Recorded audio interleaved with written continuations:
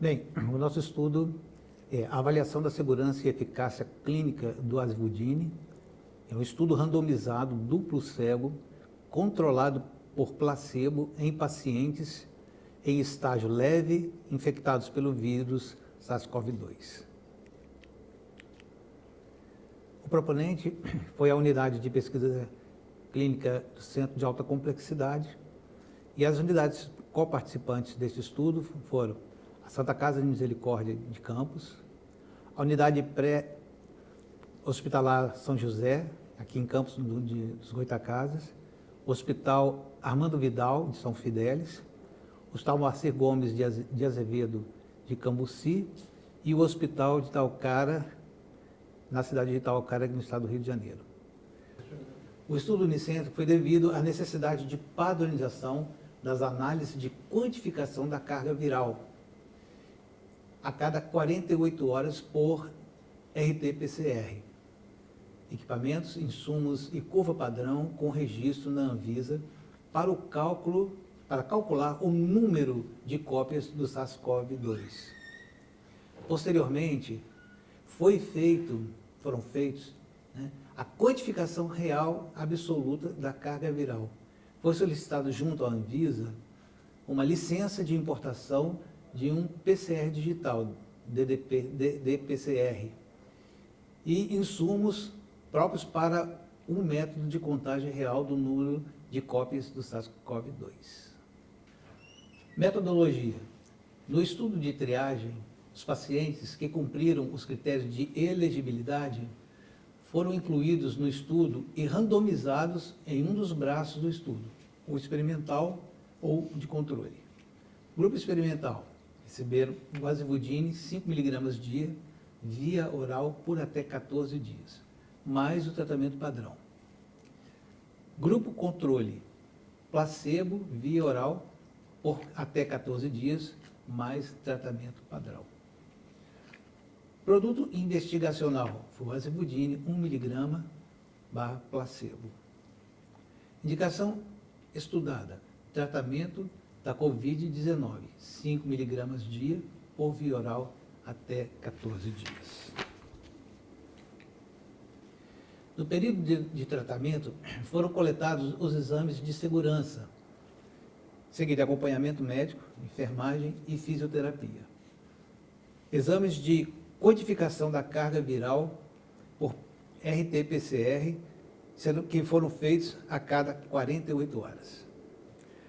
O tratamento será finalizado antecipadamente quando 2 testes de RT-PCR consecutivos forem negativos, um dos critérios para alta do participante. O tratamento também será interrompido antecipadamente no caso de desistência do participante ou no caso de evento adverso grave.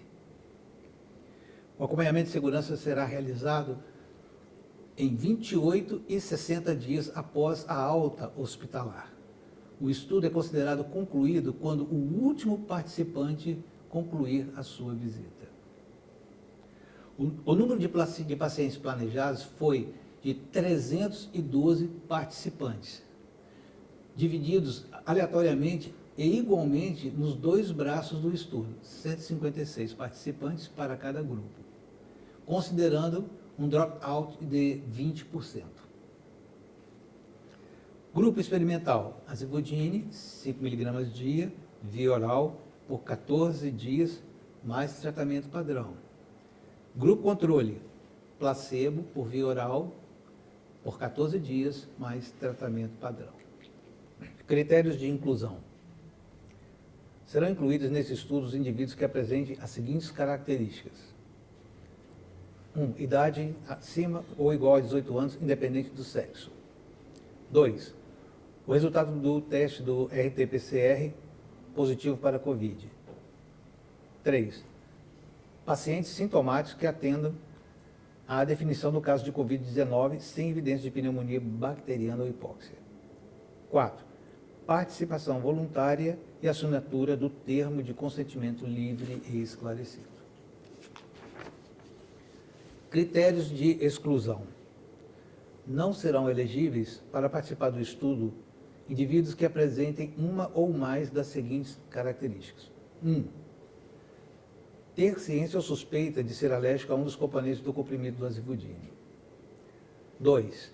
Indivíduos que apresentem falta de ar e saturação de oxigênio inferior a 95%, ou qualquer outro sintoma que requeira tratamento através de internação hospitalar. 3. Paciente com doença hepática, do bilirrubinas totais acima ou igual a 2 mg por decilitro. TGO e TGP até 5 vezes maior do que o limite. 4. Pacientes com história de doença hepática conhecida. 5. Pacientes com insuficiência renal, taxa de infiltração glomerular menor ou inferior a 60 ml por minuto.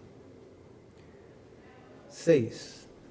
Pacientes com história de insuficiência cardíaca congestiva, arritmias sintomáticas não tratadas ou infarto do miocárdio até 6 meses. 7.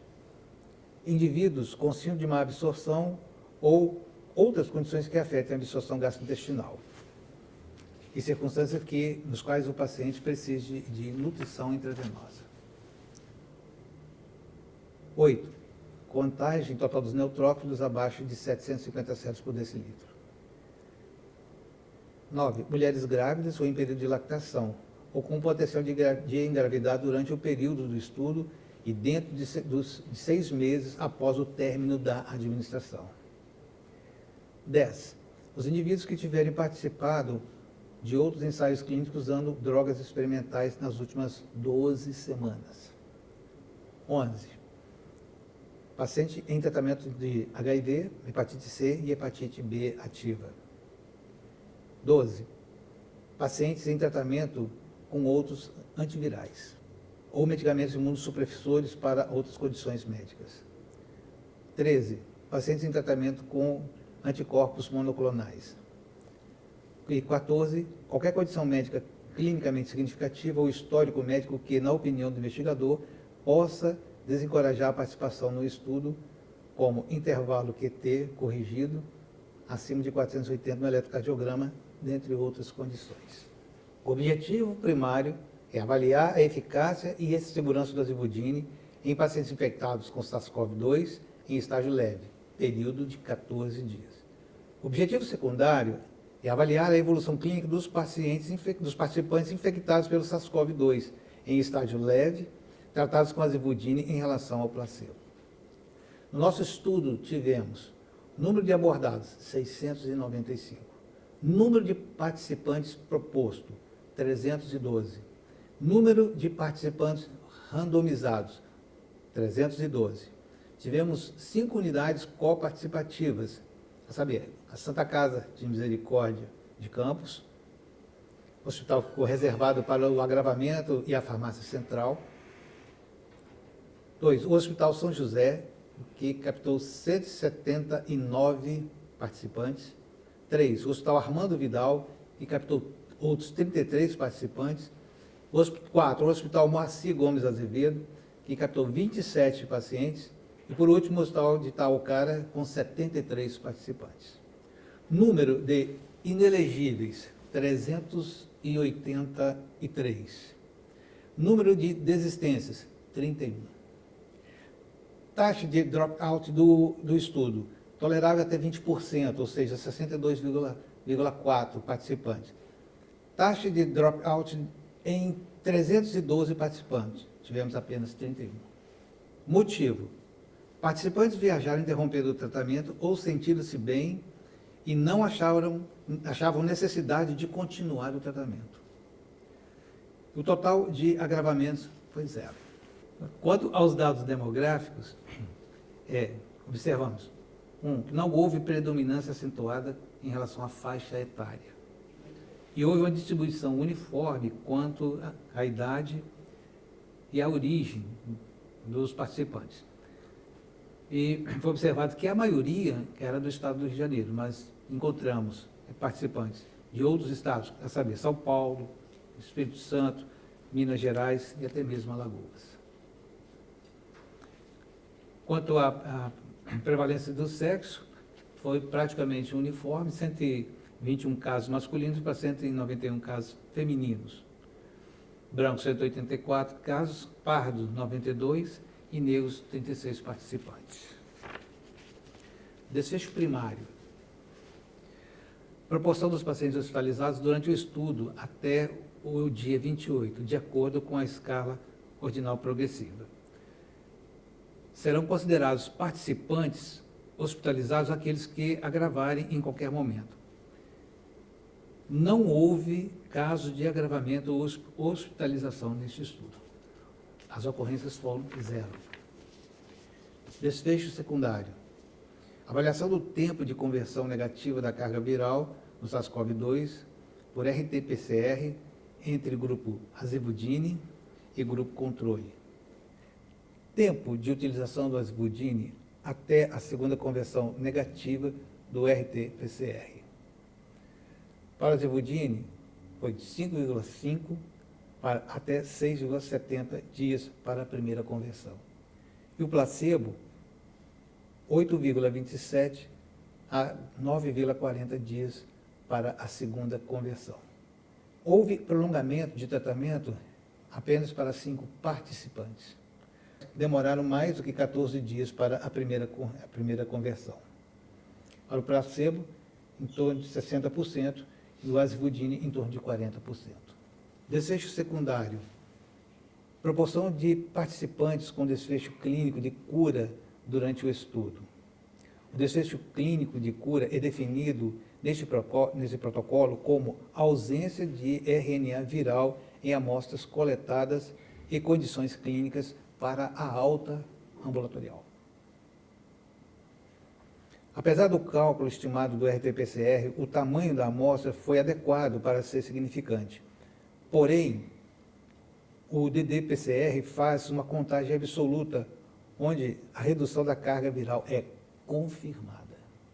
A tabela que mostra a redução da carga viral detectada por RT-PCR e carga viral detectada por ddPCR, nota-se que a redução da carga viral no decorrer dos dias, tanto no RT-PCR quanto no ddPCR, houve significância de P igual a 0,001.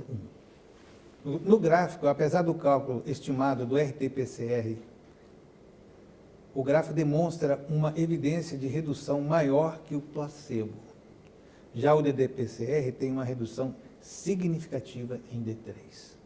Avaliação do número de ciclos para a detecção de carga viral do SARS-CoV-2 por RT-PCR e aplicação da curva padrão para o cálculo da carga viral. As CTs são inversamente proporcionais à redução da carga viral, por isso já é esperado um aumento, que foi maior para o azevudine. Desfecho secundário, gravidade e duração dos sintomas, febre, tosse, fadiga, o cansaço, falta de ar, mialgia, congestão nasal ou coriza, dor de garganta, cefaleia, calafrios, náuseas, vômitos, anosmia e ageusia. Apesar da melhora clínica existir, os dados não foram significativos. Desfecho secundário. Alterações de baseline da função renal em relação à ureia e creatinina observa-se no gráfico que não foram tão significativos. Tanto para o azevudine ou para o placebo, o comportamento foi semelhante. Alteração da baseline de função hepática. Apesar dos eventos adversos, principalmente, serem ao aumento da TGO e da TGP, essas não ultrapassaram os limites de normalidade e tenderam a manter-se dentro de um mesmo padrão. Assim também aconteceu para bilirrubinas, que foram ligeiramente elevadas, mas depois voltando à normalidade a seguir. E também para a gama-GT, teve o mesmo padrão. Apesar de ter sido incluído entre os eventos adversos, estatisticamente não houve significância. Frequência e intensidade dos eventos adversos inesperados e eventos adversos graves. Eventos adversos, nós tivemos um total de 222 casos, com um subjeto de 71,15%. Eventos adversos graves, nós registramos 0,32%. porque incluímos um caso de gravidez que foi detectado no 45º dia após o tratamento. E reação adversa que causou dropout, não houve nenhum, foi 0. Eventos adversos por centro. No centro 002, nós tivemos 118 eventos adversos em 179 randomizados neste centro. No centro 003, nós tivemos 15 casos de eventos adversos, randomizados em 33 casos, em 33 participantes randomizados por esse centro. No centro 004, 14 eventos adversos em 27 randomizados. E no centro 5, 75 eventos adversos em 73 randomizados pelo centro. A gravidez, que eu referi anteriormente, ela foi detectada em exame no centro de pesquisa, em 15 de março de 2022. Porém, a última dose do medicamento do estudo foi ministrada no dia 31 de janeiro.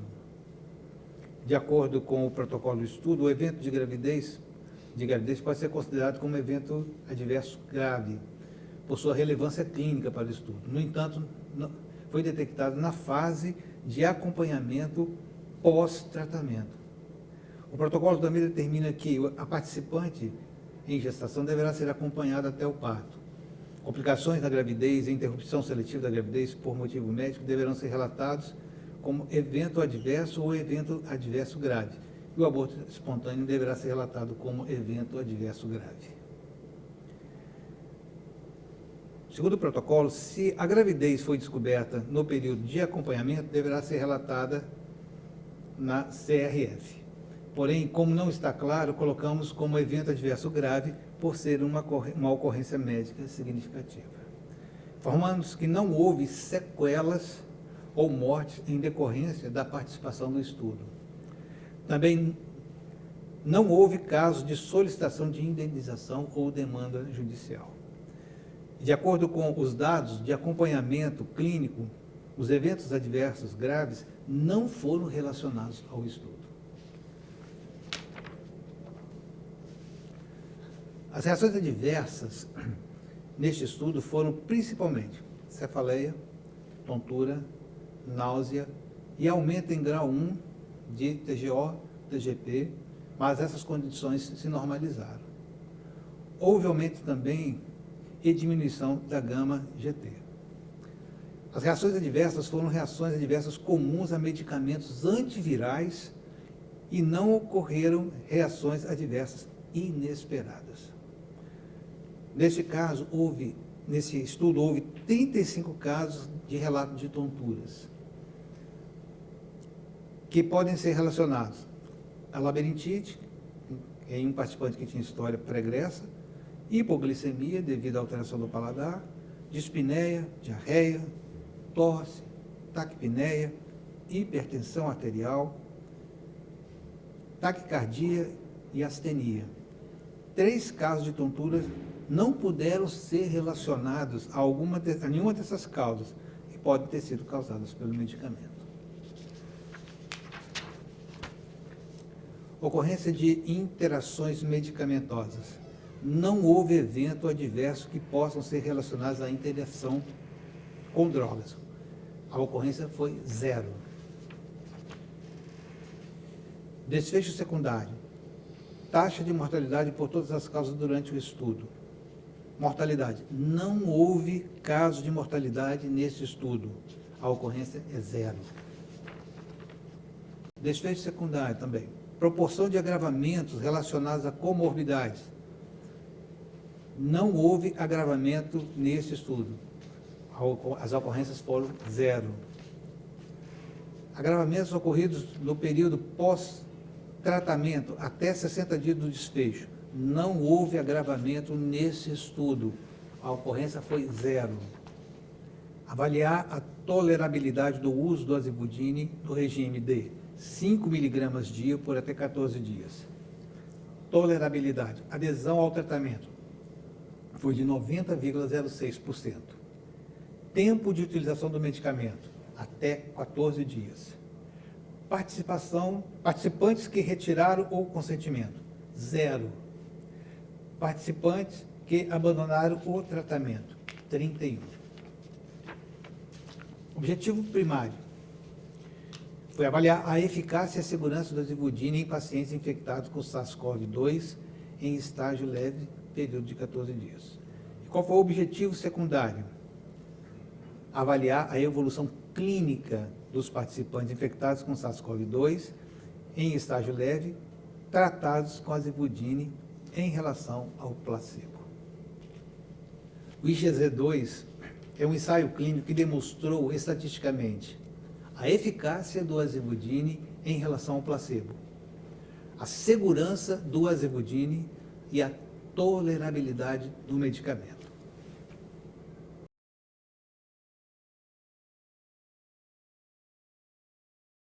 O IgZ2 foi o estudo mais complexo que o IgZ1, visto que aconteceu fora do ambiente controlado.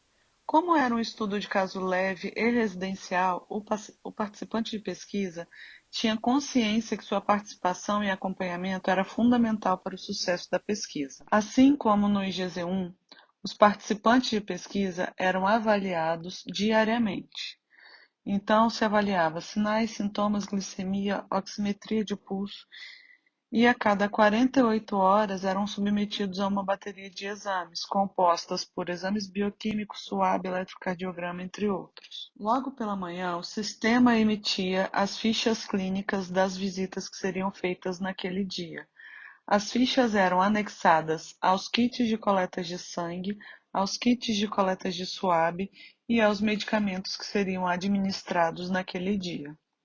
Após a emissão das fichas clínicas, a equipe composta por médicos, enfermeiros, técnicos de enfermagem, assistente de pesquisa e motorista se dirigiam às residências dos participantes de pesquisa.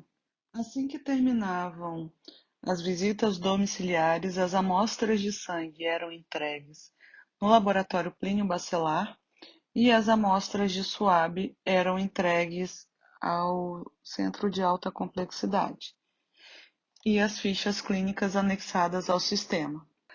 Caso algum participante de pesquisa agravasse, nós tínhamos os subinvestigadores e as unidades participantes para efetuar o atendimento médico e possível internação. Felizmente, não tivemos nenhum agravamento no IgZ2. Tivemos um total de 695 abordados e 312 voluntários randomizados. 15 dias após a alta, o sistema emitiu uma nova ficha clínica para a visita domiciliar do participante. Nessa visita era feita checagem de sinais e sintomas e coleta de exames, entre eles RT-PCR, eletrocardiograma e exames bioquímicos para avaliação completa do estado de saúde desse participante de pesquisa.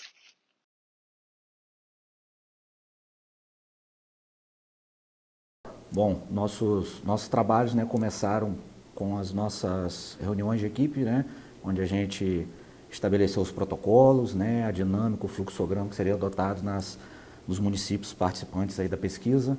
E foi importante porque a gente criou digamos, uma unidade, né? Então, o mesmo estudo, a mesma aplicabilidade em São Fidélis, foi em Talcara, em Cambuci, né? Então a gente conseguiu fazer isso de uma maneira homogênea, né? E aí, com a equipe já preparada, né, no início de janeiro a gente iniciou mesmo aí a prospecção desses pacientes. Um início bem complicado, né? Porque, como tudo novo, né, a população tinha um certo receio de participar, por desconhecer mesmo, né? E aí, mais uma vez, né, essa capacitação da equipe foi importante, porque a gente conseguiu fazer a busca, né, uma busca mais ativa desses pacientes, né, desses participantes. Trabalhamos também nas mídias sociais dos municípios, né, e aí a gente conseguiu conscientizar melhor a população. E uma grande dificuldade que a gente teve era que o pessoal, né, que topava participar da pesquisa, eles muitas vezes, assim que a gente coletava os exames para a elegibilidade deles, muitas vezes eles queriam desistir da pesquisa. Então, nossa equipe tinha que ir atrás desses pacientes, atrás desses participantes, em suas casas, muitas vezes zona rural, de difícil acesso, né, mas com muita conversa, mostrando que era um estudo, né, um estudo bem elaborado, bem seguro a princípio, né, a gente conseguia que eles continuassem na pesquisa, né. Então, a gente avaliava aí nesses exames de elegibilidade, claro, primeiro a questão, né, do RT-PCR, para comprovar que esse paciente estava ali infectado pelo Covid, né, avaliava a função renal, função hepática, então, pacientes que teriam qualquer alteração hepática ou renal, né, a gente automaticamente não o inseria, ele não se tornava elegível, porém a gente sempre deixava muito claro para eles que eles teriam um acompanhamento da Secretaria de Saúde daqueles municípios. Eles não participavam da pesquisa, porém eles eram tratados, né? E era importante esse exame de elegibilidade, né, não só para a gente excluir aqueles pacientes, né, que teriam alguma alteração, mas até para a gente conhecer como esse paciente estava no início da pesquisa, né? E aí a gente ia fazendo esse acompanhamento com exames a cada 48 horas e para a gente ter um controle tanto da pesquisa, mas principalmente da evolução dos pacientes, né? Então acho que isso foi uma certa dificuldade em todos os municípios, mas que conforme a pesquisa foi se desenvolvendo, e aí eu acho que o fato dos municípios menores ter essa proximidade, todo mundo se conhecer, isso depois facilitou a nossa vida, né? Porque aí quem iria iniciar a pesquisa já conhecia, já tinha algum parente, algum conhecido que participou da pesquisa semanas antes, viu que o paciente evoluiu bem, então ele, digamos assim, se animava, né, a participar da pesquisa. Um desafio que foi vencido, né, a proporção que foram queimando as etapas, né, e trazendo conscientização aos candidatos a serem participantes. E como o Rodrigo relatou bem ali, que a gente, no início, a gente viu qual seria o tratamento básico, né, independentemente de quem iria tomar o azevudine ou o placebo. E acho que isso foi muito importante, além de outras coisas, né, como ele já falou, essa situação da cidade pequena, às vezes tem as pessoas que são um pouco mais assustadas, a dificuldade de pegar esses pacientes, fazer eles entenderem a importância de participar do estudo, do que estava sendo feito ali, do que aquilo ali poderia gerar não só para o município, né, que igual o nosso que é pequeno, mas para o Brasil e para o mundo, né, que é uma pesquisa mundial. E foi graças mesmo assim, as equipes pegaram juntos, todo mundo, desde o motorista, a parte de enfermagem, os acadêmicos que estiveram junto com a gente que pegou firme ali, examinando os pacientes, graças a Deus a gente não teve paciente com nenhum agravamento do quadro e também nenhuma reação alérgica grave. Foram coisas simples que a gente conseguiu resolver bem, né? E mesmo assim, quando surgia qualquer questionamento do paciente, qualquer dúvida, às vezes o paciente estava angustiado, a gente levava o paciente, fazia aquele colhimento legal, era examinado de novo na própria unidade, ou a gente ia na casa do paciente para estar examinando e tranquilizando, porque eu acho que além de tudo, essa pandemia e o estágio que a gente já estava, né, que a parte emocional dos pacientes estava muito abalado, muitos já tinham perdido às vezes algum familiar, já tinham visto vizinho ficar grave. Então essa parte foi muito bacana do projeto, foi muito legal e acho que a gente conduziu bem. Isso daí foi muito bom. E a coordenação, né, acompanhada pela gente, mas diretamente também pelos enfermeiros das unidades, que fazia esse convencimento do doente. E uma das coisas que já foi falado era o medo, porque tinha um trabalho em cima de uma vacina experimental já, jogando na mídia, muita gente com medo de tomar a própria vacina, porque estava sendo fabricado naquele momento, e esse medo refletiu no tratamento. Uma das coisas que a gente teve dificuldade foi em função do número de comprimidos, porque era um número elevado e as pessoas acreditam que, independente da miligrama que tem um comprimido, que o número de comprimidos poderia ser pior, vou tomar 5 comprimidos. E a gente explicava que aqueles 5 comprimidos dariam, né, um total de 5 miligramas para fazer o acompanhamento. E a equipe, né, o carro lá o tempo todo, fazendo busca ativa, indo nas casas, buscando os doentes para fazer os exames no pós-tratamento, no D28, no D60, e também não vimos lá em Cambuci nenhum efeito adverso grave, nenhuma alteração que pudesse comprometer a vida do doente, e uma queda importante do RT-PCR, né, nos exames que a gente acompanhava.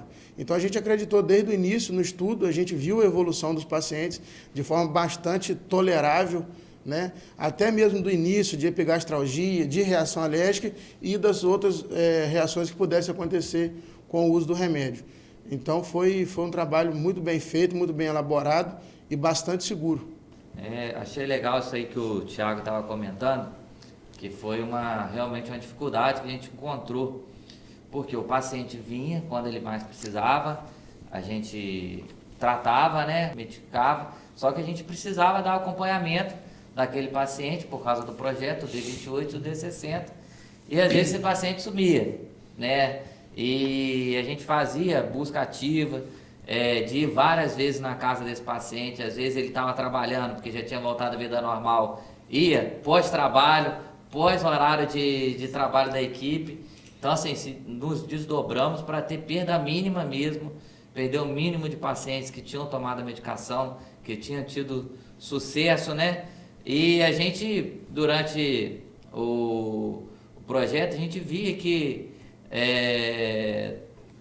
a própria comunidade começou a abraçar e começou a querer participar, porque a gente tinha um atendimento diferenciado, queira ou não queira, a gente tinha um acompanhamento diferenciado e os exames todos realizados. O acolhimento do doente foi muito bem feito.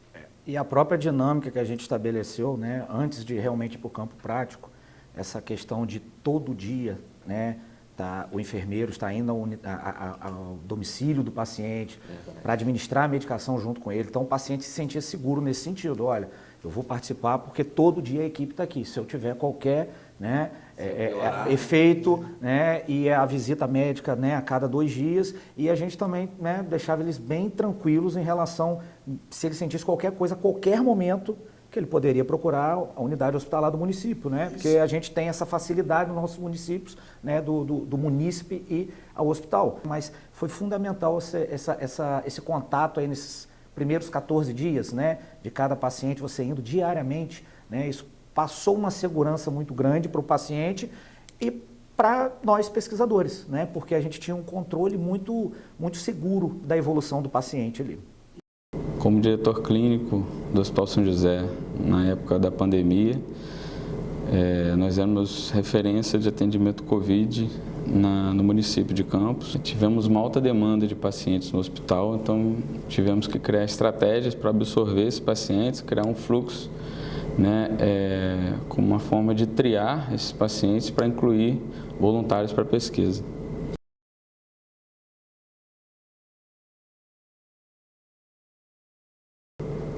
A monitoria médica era realizada de forma remota, via sistema, onde era realizado busca por alterações clínicas e laboratoriais dos participantes.